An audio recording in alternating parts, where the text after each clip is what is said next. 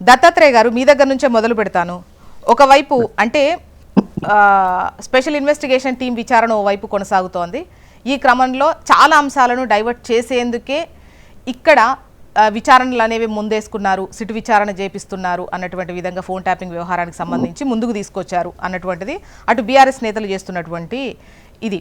So ఈ క్రమంలో ఇక్కడ ఇప్పుడు మున్సిపల్ ఎన్నికలు వాటికి సంబంధించి నగారా మోగింది. 30వ తారీఖు వరకు నామినేషన్స్ వేసుకునేటువంటి అవకాశం ఉంది. ప్రస్తుత పరిస్థితుల్లో ఎట్లా ఉంది అనుకుంటున్నారు బీఆర్ఎస్కి?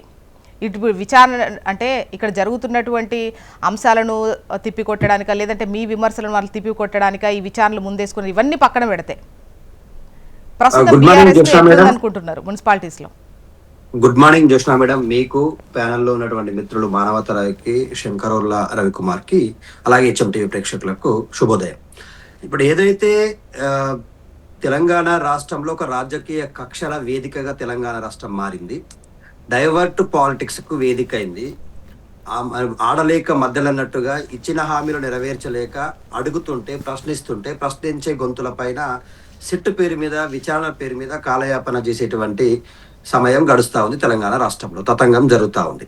మేము ఒకటి మాత్రం చాలా క్లియర్ అండి, ఈ సిట్టు కేసులకో లేకపోతే ఈ విచారణలకో భయపడి ప్రశ్నించడం మానేస్తాం అనుకుంటే పొరపాటు. అధికార పార్టీ ఒకటి క్లియర్, తెలంగాణ ప్రజల పక్షాన ఏ వర్గానికి అన్యాయం జరిగినా కూడా ఆ వర్గంకి వెన్నుదన్నుగా నిలబడుతూ అన్యాయం జరిగిన చోట బీఆర్ఎస్ పార్టీ ఉంటుంది. ఖచ్చితంగా వాళ్ళకు న్యాయం జరిగే వరకు పోరాడుతుంది. ఫస్ట్ నంబర్ 1 ఏంటంటే, మొట్టమొదటిసారిగా ముఖ్యమంత్రి గారు రేవంత్ రెడ్డి గారు ముఖ్యమంత్రి అయిన తర్వాత హైదరాబాద్ సెంట్రల్ యూనివర్సిటీ భూముల విషయంలో మేము అండగా నిలబడ్డాం. ఆ 10,000 కోట్ల కుంభకోణం జరగకుండా కాపాడినాం.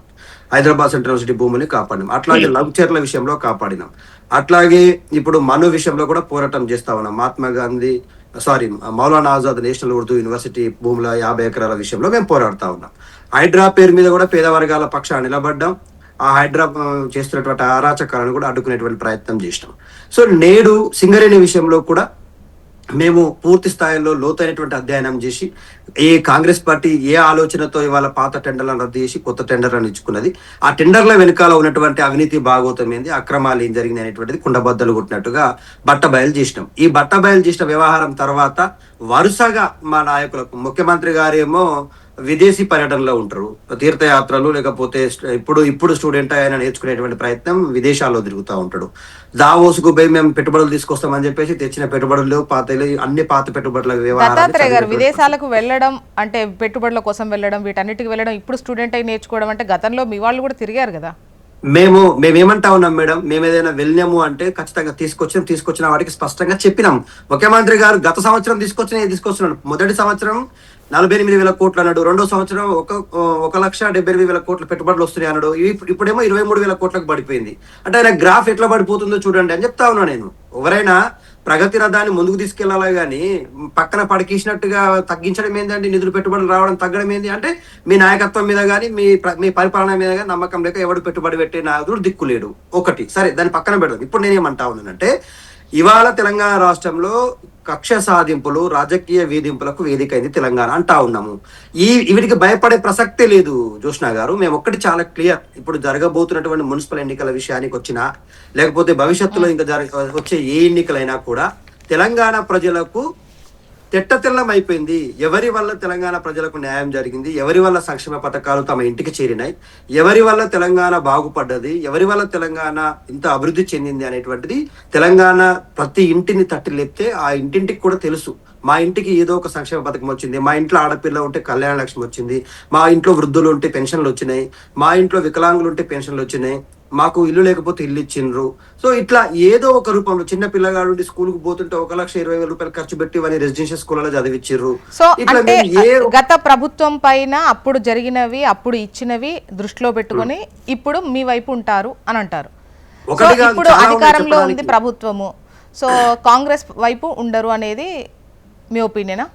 కాంగ్రెస్ ఏం చేసింది జోష్నా గారు? ఈ 6 గ్యారెంటీలు 13 హామీలలో ఎన్ని అమలు చేసిందో మీకు తెలుసు, మాకు తెలుసు. ప్రతిరోజు మనం గ్రామ్ ఫోన్ రికార్డ్ లాగా ఎవ్రీడే అవే చదువుతా ఉన్నాం. ఒక్క ఉచిత బస్సు కూడా పూర్తి స్థాయిలో అమలు చేయక అన్ని బస్సులకు ఉచితమే అని చెప్పి అందులో ఎగ్గొట్టి కేవలం ఆర్డినరీకి తర్వాత డిలక్స్ కే ఇచ్చిర్రు, మళ్ళీ సూపర్ లగ్జరీకి వదిలేసిర్రు. దాని కండిషన్స్ అప్లై. సో ఇట్లా ఏ దాంట్లో అయినా కూడా కోతలు, ఇప్పుడు మాటలు మాట్లాడడం, మాటలేమో కోటలు దాటుతాయి కానీ చేతలేమో గడప దాటాయి అన్నట్టుగా వీళ్ళ వ్యవహారం ఉంది. మాటలు పెద్ద పెద్ద మాటలు మాట్లాడు తర్వాత ఏమైందయ్యా అని చెప్పి రైతులు, వృద్ధులు, వికలాంగులు, విద్యార్థులు ప్రశ్నిస్తే దేవుళ్ళ మీద ఒట్లు పెట్టుకున్న పరిస్థితి కూడా చూసినాం పార్లమెంట్ ఎన్నికల్లో. ఏ దేవుణ్ణి వదలలేదు. అటు బాసర సరస్వతి నుంచి మొదలుకుంటే భద్రాద్రి రామన్న వరకు అన్ని దేవుళ్ళ మీద ఓట్లేసి ఆ దేవుళ్ళని కూడా రాజకీయాలకు తీసుకొచ్చిన పార్టీ కాంగ్రెస్ పార్టీ. మేమేమంటా ఉన్నామంటే ప్రజలకు ఇచ్చిన హామీలు నెరవేర్చడానికి దేవుళ్ళు ఎందుకు సాక్ష్యంగా ఉంటారయ్యా? నాకు అర్థం కాదు. దేవుళ్ళు ఎందుకు మధ్యవర్తిత్వం చేస్తారు? దేవుళ్ళు ఎందుకు నీ కోసం వకాలు తప్పించుకుంటారు? ఇట్లా ఈ రాజకీయాలన్నింటినీ భ్రష్టు పట్టిస్తున్నారు. ఇప్పుడు సింగరేణి కుంభకోణం తెల్లమైంది కదా, అందుకే దత్తాత్రేయ ఈ ఎన్నికల గురించే మాట్లాడుకుంటే ఇప్పుడు అధికారంలో కాంగ్రెస్ ఉంది. రేపు పొద్దున ఏదైనా పని జరగాలన్నా కాంగ్రెస్ తోనే పని అవుతుంది అన్నటువంటిది ప్రజల్లో ఉండదా?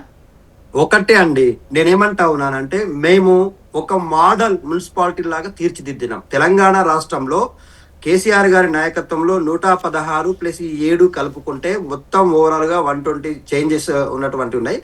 ఈ ఖచ్చితంగా మున్సిపాలిటీలో, మున్సిపల్ కార్పొరేషన్స్ లో ఒకసారి మనం డెవలప్మెంట్ ని చూసుకుంటే జోష్నా గారు, రోడ్డు డెవలప్మెంట్ విషయంలో, సెంట్రల్ లైటింగ్ సిస్టమ్ విషయంలో, రోడ్ల దగ్గర ఏర్పాటు చేసినటువంటి చౌరస్తాల విషయంలో, వాటర్ సప్లై విషయంలో, కరెంటు, నాణ్యమైనటువంటి విద్యుత్ విషయంలో, తాగునీరు విషయంలో, అట్లాగే మున్సిపాలిటీ కాంప్లెక్స్ కొత్త నూతన కాంప్లెక్స్ల నిర్మాణం విషయంలో, మార్కెట్ యార్డ్ల నిర్మాణం విషయంలో, గ్రంథాలయాల నిర్మాణం విషయంలో, అట్లాగే నూతన కలెక్టరేట్ల నిర్మాణం విషయంలో, ప్లస్ మెడికల్ కాలేజీల నిర్మాణం విషయంలో మేము ఎక్కడైనా కాంప్రమైజ్ అయినామండి? ఇవాళ హైదరాబాద్ లో ఏ రకమైనటువంటి అభివృద్ధి జరిగిందో మొత్తం తెలంగాణ రాష్ట్రం మొత్తం కూడా అదే రకమైనటువంటి అభివృద్ధి జరిగింది. బీఆర్ఎస్ హయాంలో 382 దత్తాత్రేయ గారు, హైదరాబాద్ లో జరిగింది తెలంగాణ మొత్తం ఒకే రకమైన అభివృద్ధి అని అది ఒప్పుకోవడం కొంచెం కష్టమేమో. ఇప్పుడు హైదరాబాద్ లో ఉన్నట్టే మిగతా పల్లెలు, మిగతా జిల్లాలకు కూడా అదే సిచ్యువేషన్ ఉందా? నేనేమంటున్నా, మీరు పాత 60 ఏళ్ల తెలంగాణకు 9.5 కేసీఆర్ గారి పరిపాలనలో ఉన్న తెలంగాణకు ఎంత తేడా ఉందో మీకు కళ్ళకు కట్టినట్టుగా కనిపిస్తుందా లేదా? ప్రకృతి వనరుల విషయంలో, పార్కుల విషయంలో, ఓపెన్ జిమ్ల విషయంలో, అట్లాగే రోడ్ల విషయంలో, కొత్త వంతెనల విషయంలో, జిల్లాకు ఒక సమీకృత కలెక్టరేట్ల విషయంలో, నూతనమైనటువంటి సచివాలయం తెలంగాణ నిర్మిస్తే అక్కడ కలెక్టరేట్లు నిర్మించినాము. కమాండ్ కంట్రోల్ రూమ్ నిర్మించలేదా అండి? కమాండ్ కంట్రోల్ తో పోలీస్ స్టేషన్ చూడండి జోష్నా గారు, మీరు గుండెల మీద చేసుకొని మాట్లాడండి. ఏ పోలీస్ స్టేషన్ కి వెళ్ళినా ఒక పెన్ను పేపర్ ఉండేది. దత్తాత్రేయ గారు, ఎవరు అభివృద్ధి చెయ్యలేదు అని అనట్లేదు, కానీ ఆ స్థాయిలో అన్నదానికి మాత్రమే నేను స్థాయిలో కాదండి, మా స్థాయిలో మేము 9.5 సంవత్సరాల్లో ఏ స్థాయిలో చేయాలో ఆ స్థాయిలో తెలంగాణ ప్రజలకు డెవలప్మెంట్ చేసి చూపించినాం. మాకు డెవలప్మెంట్ మోడల్ ఉంది మా కళ్ళ ముందర, అదే మమ్మల్ని గెలిపిస్తుంది. ఓకే.